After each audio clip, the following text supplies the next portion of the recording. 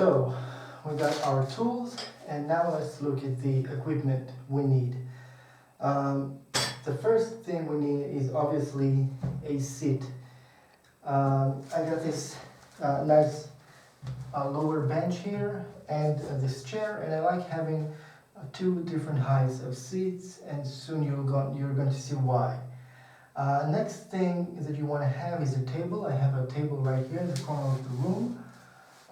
It doesn't have to be a table. It might actually be perhaps a small stool like that. And lately I've been using this stool as my working surface instead of the table.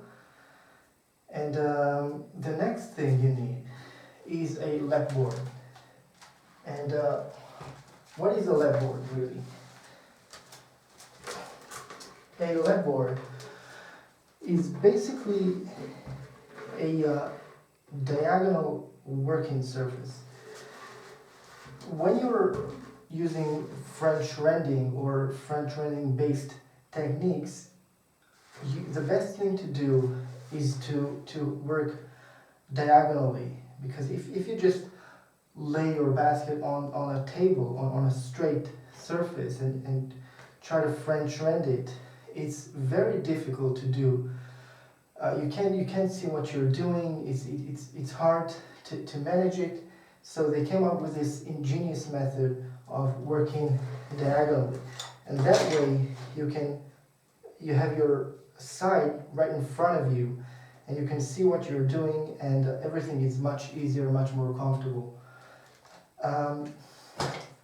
The way to work with a lapboard is basically this one has holes in it, and basically secure your base, the base of the basket, into the lapboard with a bodkin or something like that, and that way it doesn't slide downhill or doesn't slide downhill.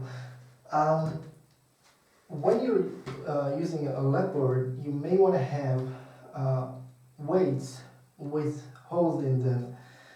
That way you can just slide them on top of your bodkin like that, and they keep the base and the basket secure, and it doesn't not only that it doesn't slide, it doesn't flip over downwards. So I have two of these weights. If I feel like I need more than one, maybe I'll stack them one on top of the other.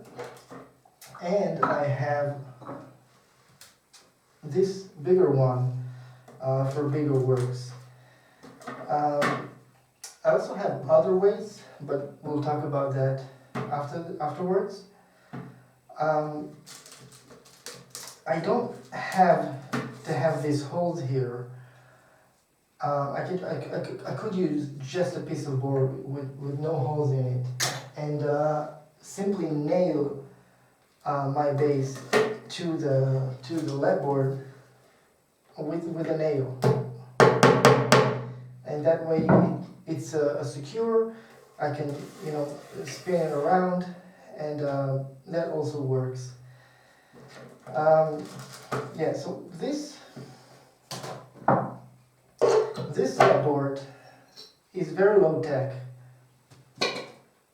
It's basically just a single piece of board with holes in it from the working side. There are different ways to construct a lapboard and different ways to work with a lapboard. I like this one because it's very simple and very versatile. I can put it like that, and then if I want a steeper angle, I just pull it towards myself a little bit more, maybe a little bit more. I can perhaps sit on this higher seat to get a steeper angle.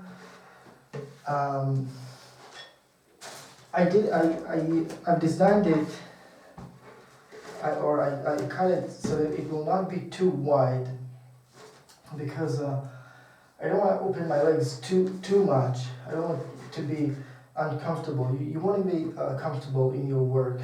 And what I also did here is I glued the bottom side with silicone or hot glue, I think, so that it will not slide against the floor.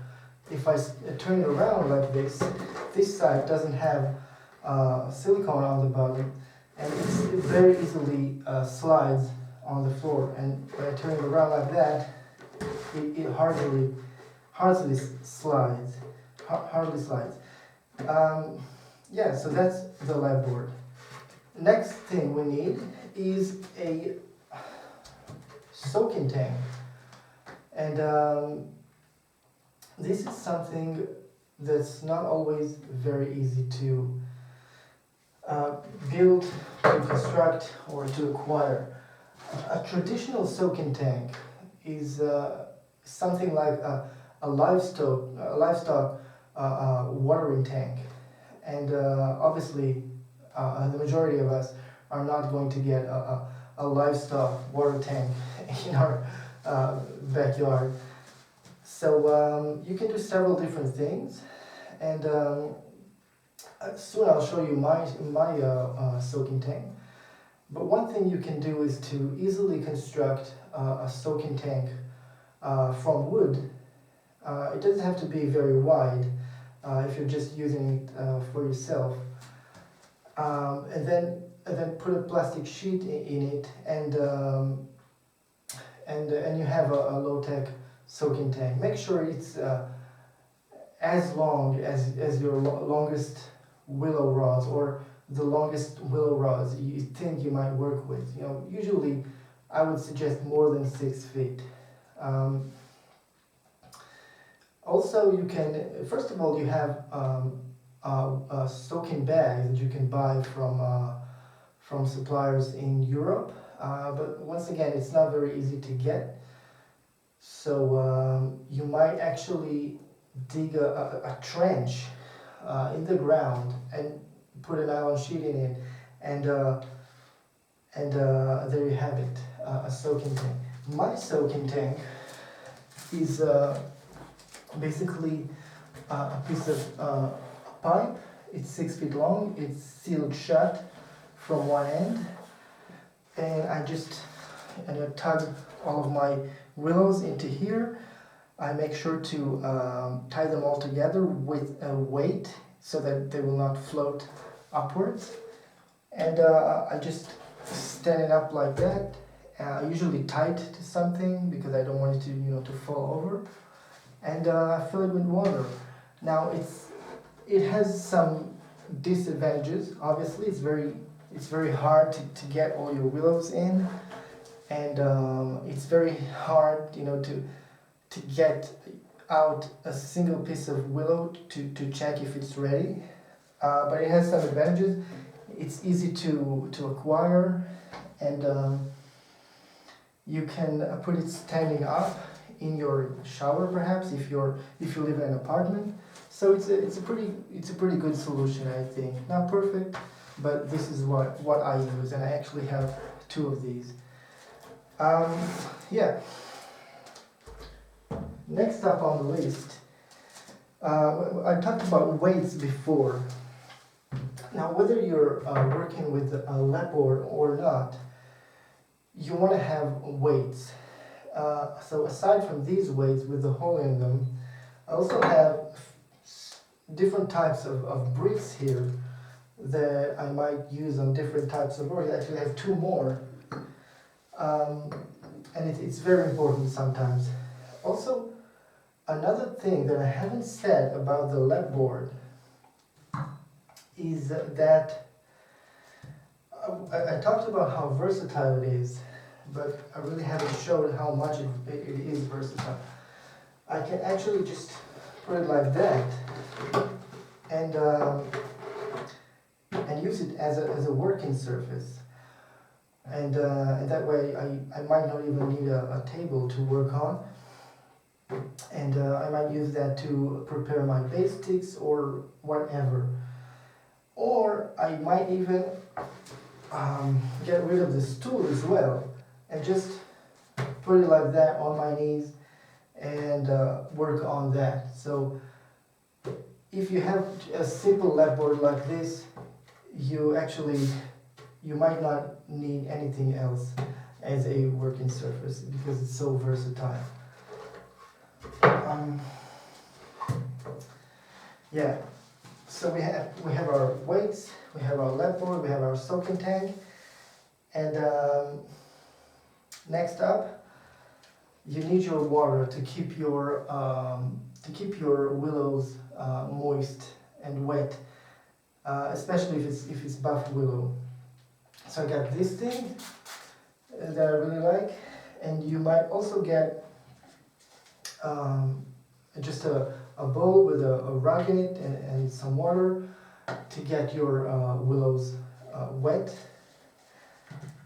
So we got that. We might also use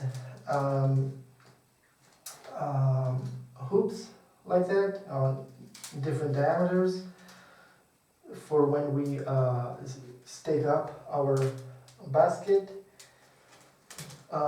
Let's see what else we might. Oh, we got our for square work.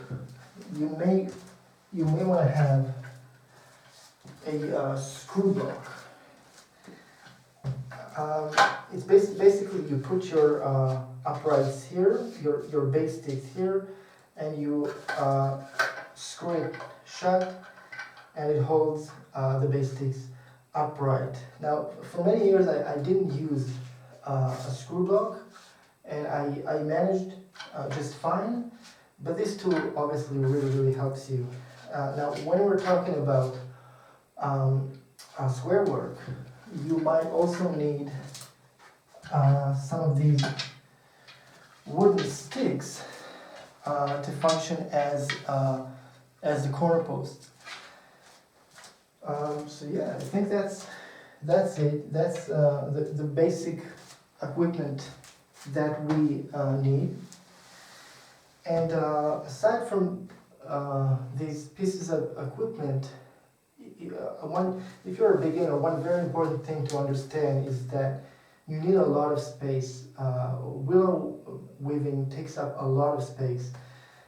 This little room that I work here in is hardly sufficient for willow weaving. It's just big enough, but many times, the willows they bump into things, and I feel like I don't have enough space here. So know that willow weaving takes up a lot of space and a lot of time. Very important thing to know and to understand if you're a beginner.